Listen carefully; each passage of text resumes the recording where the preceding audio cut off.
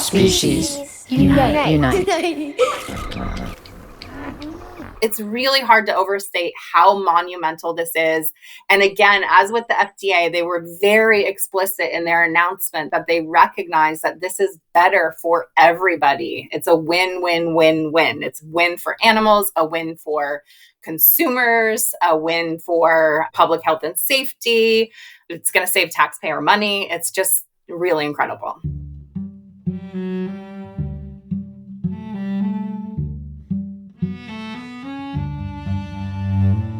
Hi, I'm Elizabeth Novogratz. This is Species Unite. Today, I have the pleasure of sharing some really good news with you. Both the FDA and the NIH have announced that they are going to reduce and phase out certain animal testing. Delcianna Winders is the director of the Animal Law and Policy Institute at Vermont Law and Graduate School, and she is here with me to talk about what this means and what work still remains to be done.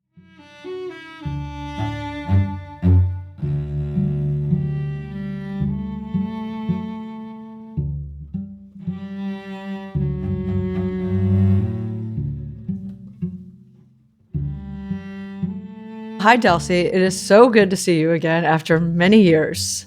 It's awesome to see you. It's been a long time since you were on the podcast. You were like one of the early guests on this podcast, and we met in person at Lewis and Clark. I know. It was awesome. It's like, and I had just gotten there, I think. Right.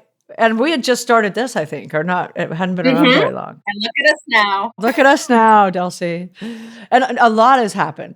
So before we get into everything we're going to talk about today, why don't you just say who you are and a little bit about how you got here? I am Delcianna Winders. I am a professor of law at Vermont Law and Graduate School. I'm also the founding director of the Animal Law and Policy Institute. How to succinctly say how I got here. I've been an animal advocate since I was about 14. I ultimately decided that because I like arguing, researching, and writing, that law was a good pathway for me to channel my animal advocacy.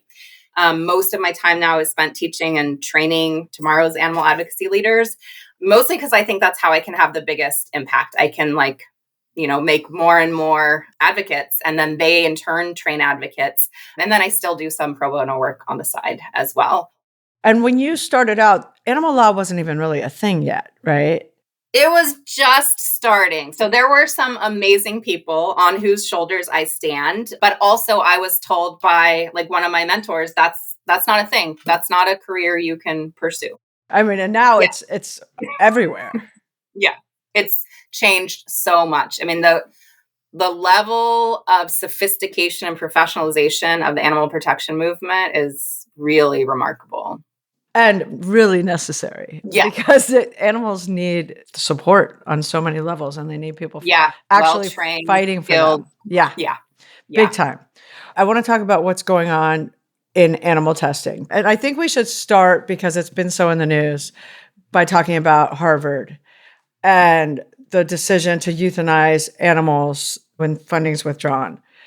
So will you talk about that a little bit to get us in there? Yeah, absolutely. One of the really positive things, in my view, that has happened recently is various efforts by the current federal administration to scale back federal funding of animal experiments. And for many, many years, for decades, the National Institutes of Health has been the largest funder of animal experiments in the world. And so we're talking about billions and billions of taxpayer dollars and millions of animals over time.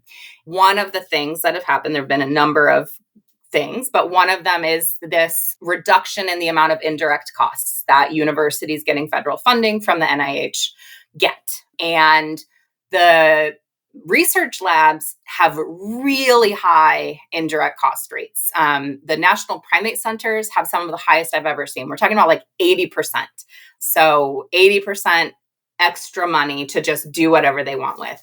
And so with those cuts, what the research institutions, including Harvard, have said is we're probably going to have to euthanize animals if you're not funding our experiments on them and you're not funding our ongoing care of them anymore. And that, of course, is upsetting. These animals deserve so much better. They deserve to go to sanctuary.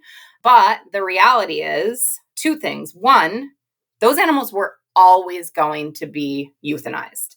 At Harvard, they were going to be subjected to experiments such as being taken from their mothers, having their eyes sewn shut, and then having their brains dissected to see how that cruelty affected their brains. And personally, I would rather be euthanized before having those things done to me rather than after.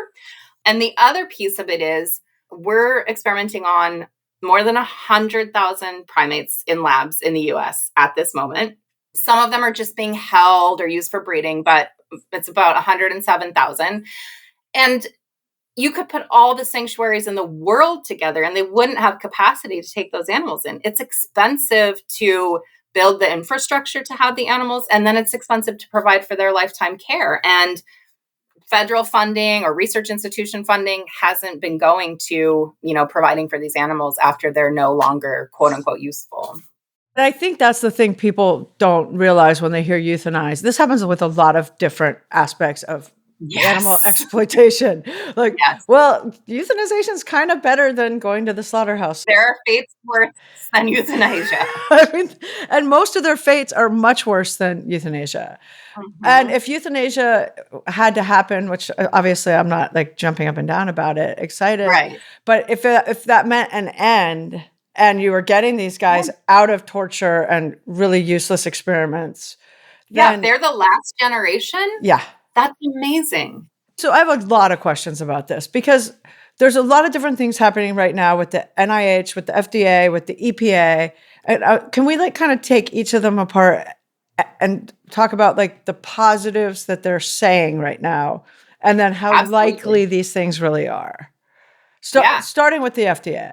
Yeah. And the FDA was the one to act first. Yeah. And so in April, the FDA made this really incredible announcement that they were going to move away from animal testing requirements for drugs. And they were very explicit in recognizing how much of a win this is for everybody. So obviously for the animals, but it also means improved drug safety because animal testing often drugs don't act the same way in a non-human animal as a human animal because we're different. And so often drugs will be approved for human clinical trials, and only then we learn safety hazards. It means that drugs are going to be developed more quickly, and it means that the cost of development is going to be cheaper, and therefore drugs will ultimately be cheaper for humans. And so they're starting with one particular type of drug, monoclonal antibodies, but they've made very clear that they intend to implement this with regard to other types of drugs as well. So that's the announcement from the FDA. I'm cautiously optimistic about them doing what they're saying they're going to be doing. I mean, they've really made clear their commitment, and it makes sense. Even if you're not an animal advocate, more than 92% of drugs that pass animal experiments and go into human clinical trials fail at that stage, fail either because they're not helping humans or because they're actually causing harm in humans. So this makes a lot of sense. Well, and it also takes a really long time to get to the human trials because of all the animal testing. Yeah, years and years and years. And currently, drug development costs about $2.6 billion per drug. Part of that is because, especially when you're using primates, they're so expensive per animal. Yeah, there's a massive primate shortage, so much so that we are importing wild captured monkeys who've been laundered as captive bred, and people are paying $10,000, sometimes $15,000 per animal. And then their costs of care are very high as well. It makes no sense. It's never made sense, but it's really exciting that it might actually change now. What's the difference between what's happening now with the FDA and what was happening in 2022 when they first announced the Modernization Act? There's been some amazing advocacy over the last several years regarding the FDA and basically calling on them to make clear to drug developers that they don't need to do animal experiments, that the law does not require them. And there have been numerous efforts. So the Physicians Committee for Responsible Medicine, PCRM, really led the charge on this, even before there were legislative efforts, because they knew that you didn't need legislation. This was already within FDA's authority, and they just needed to clarify for the industry. And then there was legislation requiring them to do that. And yet still they drug their feet. And so you had members of Congress like reaching out to them saying, what's going on? We passed this law. You're supposed to be moving away from this. And they weren't doing it. So now we have the agency itself saying, we're going to do this, like of its own accord. So it really is probably going to happen then. I think so. I hope so. That in itself is unbelievable. Yeah. That we could see this like soon. And what does that mean for animals? Because how many animals are we testing on currently in the USA? We don't actually know how many animals we're testing on in this country because most of them are not protected by any laws. So there's not even a requirement that you track their numbers. So the Animal Welfare Act does require tracking of numbers of animals used, but it excludes a huge swath of animals. It excludes most animals. So it excludes so-called cold-blooded animals. So, fish, reptiles, amphibians. And then for warm-blooded animals, it excludes rats, mice, and birds, who are, of course, the largest number of warm-blooded animals who are used. A scientist named Larry Carbone has done an assessment to try to figure out, okay, how many rats and mice are we testing on per year? And he came up with probably more than 100 million every single year in the US. And when it comes to drug testing, who's getting tested on? Species-wise, who will this affect the most? Probably rats and mice the most, but we're testing on all kinds of animals. Like I said, we have more than 100,000 primates in labs. Yes. We have still almost 50,000 dogs in labs in the United States. So we're really talking about everything: dogs, cats, rabbits, guinea pigs, and lots of rats and mice. What about the EPA? Because they also came out with an announcement. So, interestingly, there was news reporting that the EPA came out with an announcement, but they actually haven't yet. Oh. So, what happened is, several years ago, the Toxic Substances Control Act was amended to require the EPA to move away from animal testing, similar to what happened with the FDA.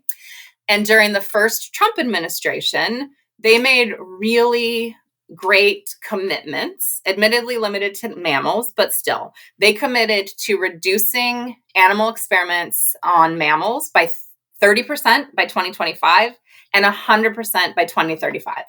And then the Biden administration came in, very quietly just erased those commitments and left things vague and open-ended. And so we anticipate that the EPA is going to recommit, and there was some reporting that they did, but actually Snopes has debunked that. And I hope the reporting is based on, somebody caught wind of internal conversations. I'm definitely optimistic, but there hasn't been a public announcement. I hope there will. There should be any day now. The third big one, and probably the biggest one, that's exactly, is the NIH. And will you tell us what's happening with them? Yeah. So the NIH, again, I know I already said this, but I can't emphasize it enough. Largest funder of animal experiments in the world. According to a Government Accountability Office report from last year, about $5.5 billion on animal experiments every year. They announced that they are going to move away from animal testing, and they announced a comprehensive plan for doing so. So they're creating a new entity. They're shifting their funding away from animal experiments. They're committing to bias training for grant reviewers so that you try to mitigate bias towards animal testing, because that's a big issue. People who've only ever seen animal testing their whole lives, and that's how they were trained, they think that's the best way, even when the science shows otherwise. And they've committed to transparency, so public tracking of numbers. which is hugely important. They've committed not just to cutting funding for animal tests, but also providing funding for development of alternatives, because we have lots of great alternatives, but of course there's room for more alternatives to be developed. And so it's great to see that, it's not just cutting funding for the bad stuff, it's also providing funding for the good stuff. So those are some key aspects of it, but it's really hard to overstate how monumental this is. And again, as with the FDA, they were very explicit in their announcement that they recognize that this is better for everybody. It's a win-win-win-win. It's win for animals, a win for consumers, a win for public health and safety. It's going to save taxpayer money. It's just really incredible. It's so big, but I think one of the biggest problems, tell me I might be wrong, but one of the biggest issues with the whole animal testing world is that everything's so ingrained into a system. From the time people are in college and they're testing, and the people that provide the cages and the people that provide the food, and everyone's making money. And so to change it, you're changing a lot, right? You're changing culture, like deep culture. How does this kind of change get implemented and like actually be successful? I think what we're seeing right now is how it gets done, the federal funding, because the federal funding has been propping all of this up all along. Like so much of this research, I'm not going to say, all of it, but a huge percentage of it is only happening because the federal government has continued to fund it. I mean, some of it's not.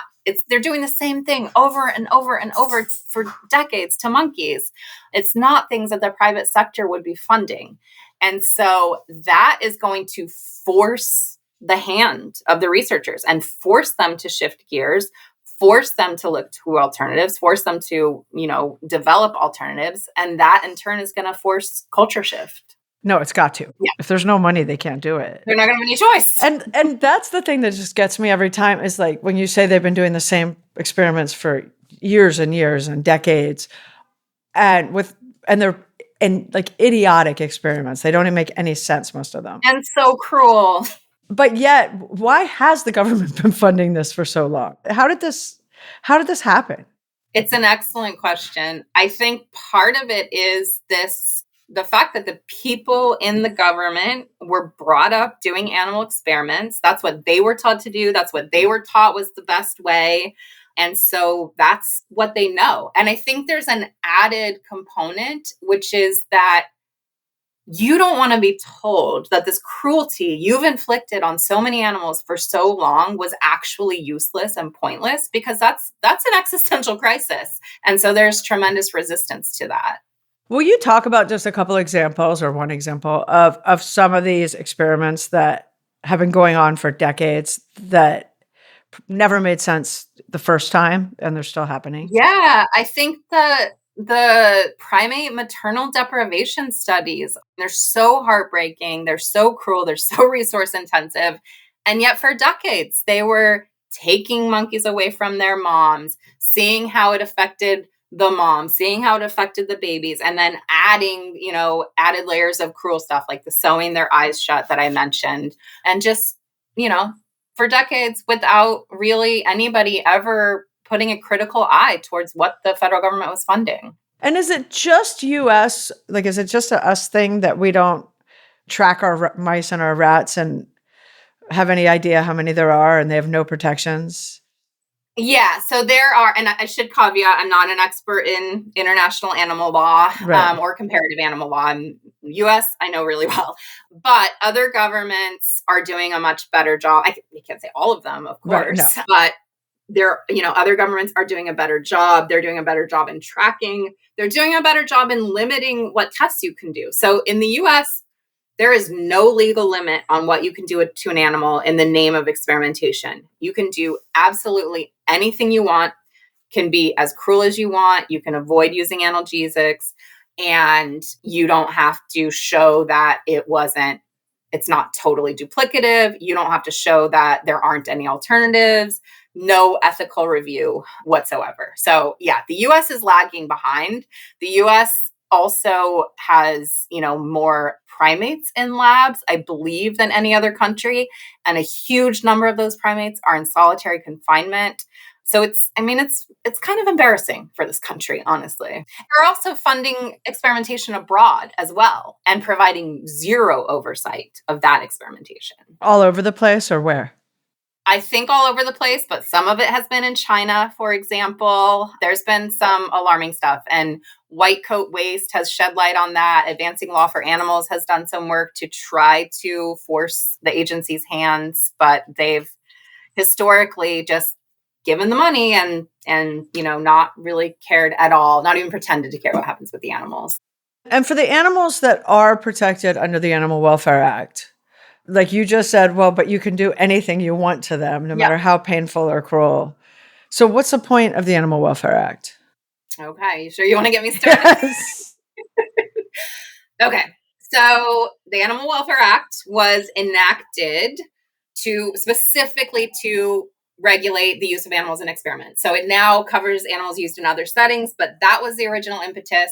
And honestly, it was partly because people's dogs and cats were going missing and ending up on lab tables. And so what it does is it regulates everything around the edges of animal experimentation. But the centerpiece, the experimentation itself, it does not touch. And there's a famous quote from the legislative history that's something like, the researcher still holds the key to the laboratory door. So that's a huge issue. So they're going to make sure that when they're not being tested on, they're in cages that meet certain size requirements, which are pretty appalling and outdated size requirements, that they're getting veterinary care if they have some issue not related to the experiment. So that's a huge limitation. Also, it mostly, to the extent it regulates those other things, it mostly does so through a self-regulation process. And the Animal Welfare Act was enacted because self-regulation wasn't working. Self-regulation, it doesn't work. So there's that problem.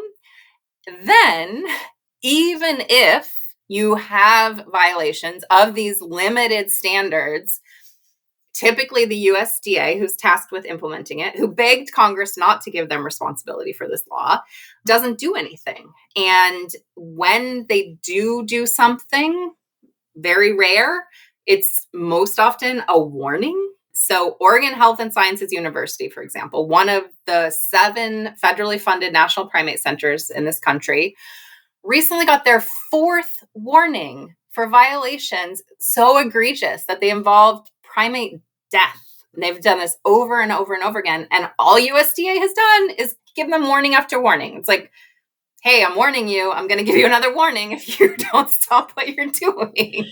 If they go farther than a warning, what happens to them? The Animal Welfare Act, through what I call animal experimentation exceptionalism, limits the enforcement mechanisms available for research facilities. So if you're an animal exhibitor or you're a breeder of animals for the wholesale pet trade or for experiments or for exhibition, there are a wide range of enforcement mechanisms available. Separate question about the USDA using those, but they're available. So there are criminal penalties available. There are injunctions. So you can go into court and say, you need to stop what you're doing with these animals. Like, we need to remove these animals right now. You can revoke the license and so stop them from conducting animal experiments. You can suspend it temporarily while you get your ducks in a row to take further action. Those mechanisms are not available for research facilities. They're not even on the table. Even confiscation. So normally, if an animal is suffering because of ongoing violations, you can confiscate that animal. If it's a research facility, you can only do so if they deem the animal no longer needed for research. So what that leaves for research facilities are civil fines. That's like pretty much it in terms of what's available. And those are not insignificant, at least on the books. They're adjusted for inflation every year. So right now, I think they're about $14,000 per day, per animal, per violation. And that can add up. But the problem is that the USDA discounts those penalties. And so they will charge a fraction of what they're able to. And the USDA's own Office of Inspector General has called this out as a problem over and over and over again. And in the Inspector General's words, the fines are discounted so heavily that they're treated as a, quote, cost of doing business. And so in one audit of research facilities specifically, they found that even if you limit it to egregious violations, things like animal deaths, the penalties were discounted by 86% on average, meaning that for every dollar in potential fines they faced, they paid 14 cents. And so you have these incredibly well-resourced research institutions, multi-million, if not billion-dollar budgets. And then they're being told, like, oh, you have to pay $3,750 because you killed those animals. Of course, it's a cost of doing business. It's way cheaper to do that than to comply with the law. So there's an added level to it now because there was a Supreme Court decision last year, had nothing to do with animals. It was about securities fraud. But the court said an agency can't assess penalties, at least in the securities fraud context, unless they give a jury trial to the person. And there are numerous solid legal reasons why the Animal Welfare Act should be treated differently, but we don't know yet how the government is going to interpret that Supreme Court decision. And since that decision, they have not been assessing fines. And so that means nothing is being done except maybe a warning for research facilities. And if it is interpreted to say you have to have a jury trial, that means the Department of Justice is going to have to handle every single matter. And they've made clear, they've done some amazing animal cases in recent years, but it's 1 or 2 a year because they have very limited resources. They don't have a division that's dedicated to animal protection. They're going to need to develop that if that's the way the law comes down. Because if that were to happen and it became the Department of Justice's problem, things would be much better enforced, right? Should be. Yeah, it's a really interesting situation. The Animal Welfare Act was amended some years ago, in part because of USDA failings, to require that when the USDA knows an animal is in serious danger because of violations, the USDA must notify the Department of Justice. It's very unusual for a law to require an agency to do something, but that it did. Yet, through FOIA requests, for years, I would see they weren't referring any cases. And it surely wasn't because there were no animals in serious danger. I mean, you could see from their own inspection reports, they were documenting that. So last year, the USDA and Department of Justice finally entered into a memorandum of understanding saying, we're going to talk to each other and, we're going to refer cases over and sort of like a way to prioritize which cases. And yet, continued FOIA requests have showed that they're referring very few matters over to the Department of Justice. And once it gets to justice, they get to decide which ones to prioritize. And so there's the separate issue that justice doesn't have a designated division. And so the current division that's supposed to do animal cases, their main job is to defend the government. It's the Environment and Natural Resources Division. And so they defend the government when they're sued by environmental advocates or by industry. And there's a lot of that happening right now. That division has also been completely gutted. And so DOJ has less resources right now than ever before. And so if they really want to take this MOU seriously, the congressional mandate and animals, they need to have a designated section, division, some level of staffing to do these cases. Okay. So really for these animals in these labs, the best case scenario is just stopping it because yes, they're absolutely never going to really be protected. I have completely lost hope, unfortunately, in regulation of this industry. And so I think the defunding is huge. And then I think the other thing is just banning certain experiments at least. So I think more than a dozen states have now banned the sale of cosmetics products tested on animals. That's a no-brainer. There are also efforts to cut away at specific animals. So let's at least, we no longer do tests on chimpanzees. So let's maybe expand that to other primates. Let's maybe not test on dogs because dogs are special to us. I mean, I think all animals should be, but the fact is that the general public cares more about dogs than other animals. And I think that's going to be the way that we address the issue. We should just start banning species by species while all this stuff starts coming down anyway. Yeah, and cutting funding. Yeah. And it's also, I would assume, just going to force people to really work on more solutions than we even already have. Yeah. And I mean, the truth is there are so many alternatives available. And sometimes they're just not being used because the Animal Welfare Act says you have to consider them, but that's it. So you just write like, I considered them. Okay, I'm going to ignore them. Will you talk about a couple that aren't being used? Yeah. I mean, one really cruel test is called the Dray's test. There's a Dray's eye test and there's a Dray's skin test. And so the Dray's eye test, they usually use rabbits and they immobilize them and then just drop chemicals into their eyes and continue doing that and watch and see what happens. And so they can't, because they're restrained, they can't they can't address the fact that their eyes are in pain. And the skin test, they'll shave and then abrade some of their skin and then again apply toxic substances to that, watch and wait and see what happens. And those things, there are alternatives available. There are very, very, very good alternatives available. And they're just not being used. I mean, they're being used some, but they're not being used as much as they should. Like people are still doing these incredibly cruel, crazy tests. It's just like so weird, like how archaic so much of this stuff is. And honestly, most people have had no idea that any of it's even going on. Right. Yeah. And that's the thing. People don't support this. There's a recent national poll. It's found that 85% of Americans think we should be moving away from animal testing to more human relevant alternatives. And yet here we are. Is it kind of just now, like, let it all happen and wait and see? Are there things to fight for while this is happening? There are always things to fight for. I think we need to hold the agencies that have made these amazing commitments, hold their feet to the fire, monitor them, make sure they're following through on them. Also, to the extent that they get pushback from industry, we should be stepping up and helping defend those moves. And we need to make sure the EPA moves forward with what it should be doing. And then we do need, even though I said I've lost a lot of faith in oversight of animal experiments, there's still, even if we stop the NIH funding, even if we stop these things, there's still going to be a lot of testing done in the private sector.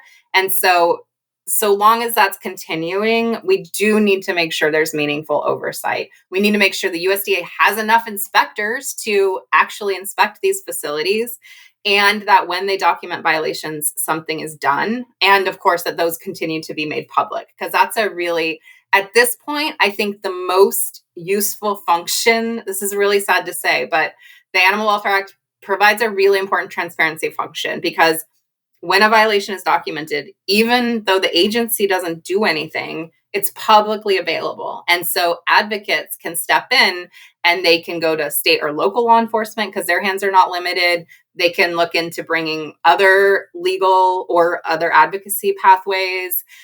They can advertise to the customers of these facilities about what's happening there. And then also there are annual reports that research facilities have to file that get made public that show it's limited to animals who are covered by the Animal Welfare Act, but how many of what type they're using, so how many primates, how many dogs, and then how many of those animals were subjected to unmitigated pain and suffering. And so that's really a critical information for the public and advocates to have. And with the private sector, wouldn't they kind of follow suit or no, like in terms of phasing this stuff out? I think so. But I think there are some factors that are going to complicate that. So there's the cultural issue that we talked about. There's also the fact that a number of these companies are simultaneously engaged in the experimentation and the breeding and selling of the animals. Envigo, for example, which paid the largest Animal Welfare Act fine in history, they are a breeder of animals for experiments and an animal experiment company. So they're no longer breeding dogs, thankfully, but they're still breeding lots of other animals and they're profiting off of that. So they have an incentive because they're making money on both sides of it. Ridgeland Farms, breeder of beagles for research, same situation. There are a number of primate facilities, both breeding and experimenting. So that's a piece of the puzzle that we have to pay attention to as well. And for companies like Envigo, so for people who don't know this, Envigo was the company that had the 5,000 beagles in Virginia that actually there was action taken. 4,000 of them were rescued and rehomed. And it was a miracle and a really beautiful moment it's incredible in all of this.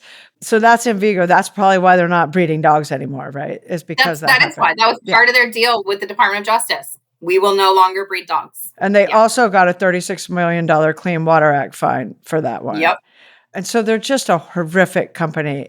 And in fact, just to throw this in there, the CEO who was the CEO of Envigo at the time is now the CEO of Safer Human Medicine, who's trying to build the 30,000 primate breeding facility. The primate breeding facility for 30,000 monkeys. We're making a documentary about it in Georgia. It's the same people over and over again in all these companies. They just go back and forth from company to company. And the companies change their names. I mean, I litigated a Freedom of Information Act case we took to trial many years ago against Huntington Life Sciences. And they became Envigo. There were some other names in between the two, but that's another part of their MO. Okay, so they're breeding, like they want to breed 30,000 macaques in Georgia, Safer Human Medicine. But when they're breeding dogs or primates or whomever, and then they're also testing, who are they testing for? How does that work? So first of all, I think it's really important to understand that even though it's the same company, it's not like the same building. Right. And they're regulated differently because there are more enforcement mechanisms available for the breeders. But they're breeding for themselves, for their own experiments, but they're also selling these animals to other companies for their own experiments.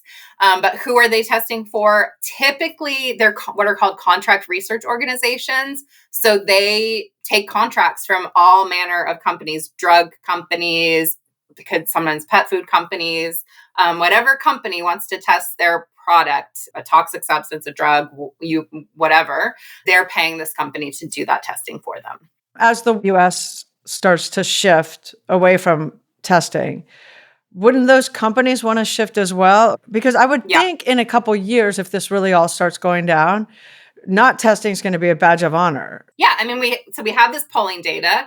We have, the government pulling away. So yes, I think we are going to see companies at least having much more pressure to not go to a animal experimentation contract research organization, go to a contract research organization that's using non-animal methods, human relevant methods.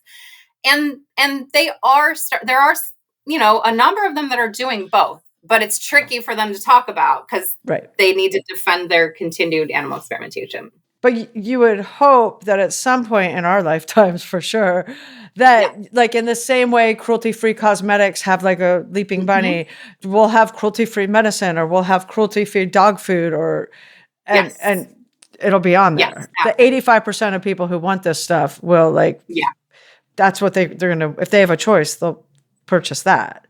So absolutely. I think maybe this is all so good. Like it's so many good things happening at once. It just feels a little like hard to believe because it's stunning. I know. Who would have thought? I don't want to say I didn't see this coming because I know that the people in charge of EPA, FDA, NIH have been critical of animal experimentation. But I don't know that if you told me 10 years ago that this would be happening right now, I don't know if I would have believed it. No, it's a major victory, or will be. Yeah. It's awesome. Well, thank you, Delcy, for explaining it all. My pleasure.